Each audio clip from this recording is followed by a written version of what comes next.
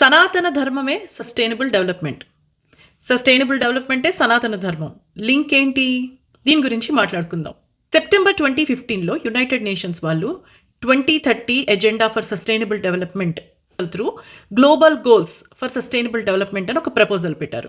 Global goals అంటే మొత్తం ప్రపంచం అంతా ఈ గోల్స్ని గనక అచీవ్ చేయగలిగితే we can end a lot of factors అని చెప్పి. అవి మొత్తం 17 ఉన్నాయి.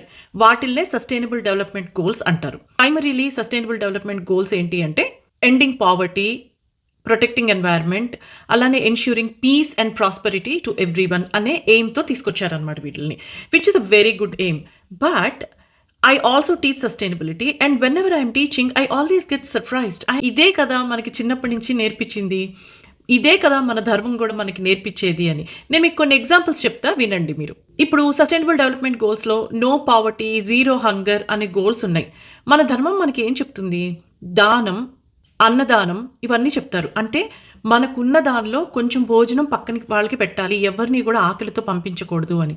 అండ్ హంగర్, అదే కదా మన ధర్మం కూడా మనకు చెప్తుంది. మనలో ఉన్న ప్రతి వాళ్ళు ఒక్కరికి ఒక పూట భోజనం పెట్టినా వాళ్ళకి ఆకలి ఉండదు కదా. దానం, ఎంత గొప్ప గుణం మన ధర్మంలో మనకు చెప్పేదే దానం. అంటే షేరింగ్ ఆఫ్ రిసోర్సెస్, మనకున్నది కొంచెం పంచి పెట్టండి అని చెప్పి.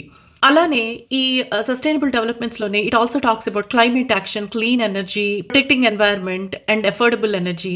మనకి ధర్మం చెప్పేదే ఇదే కదా. నీళ్ళని జాగ్రత్తగా కాపాడుకోండి, సూర్యుడికి దండం పెట్టుకోండి, చెట్లు నాటండి.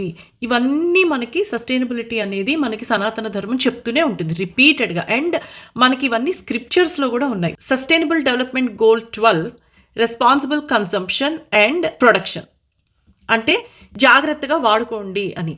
మనకి యోగ సూత్రంలో అపరిగ్రహ అనే కాన్సెప్ట్ ఉంది. అంటే ఏది కావాలో అదే తీసుకొని అవసరం లేనివి వదిలేయండి, మినిమలిజం అనేది. ఇప్పుడు మనం మినిమలిజం గురించి మాట్లాడుతున్నాం, కానీ మనకు అది ఎప్పుడో చెప్పారు మినిమలిజం అనే కాన్సెప్ట్. అలానే sustainable development goal 11 talks about sustainable communities and మనకి మహాభారతంలో సెల్ఫ్ సఫిషియెంట్ విలేజెస్ అనే కాన్సెప్ట్ ఉంది. అలానే మనకి ధర్మంలో కూడా గ్రామ ధర్మం అని చెప్తారు. అంటే నువ్వు ఉన్న ఊరికి నువ్వు చెయ్యాలి, రిటర్న్ ఇవ్వాలి అని చెప్పి.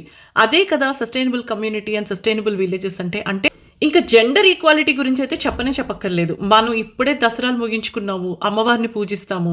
అండ్ మన ధర్మంలో ఆడవాళ్ళకు ఉండే ప్రత్యేక గౌరవం గురించి నేను చెప్పక్కర్లేదు. అదే కనుక మనం రీస్టోర్ చేయగలిగితే ఈ సస్టైనబుల్ డెవలప్మెంట్ గోల్ అచీవ్ చేసినట్టే కదా.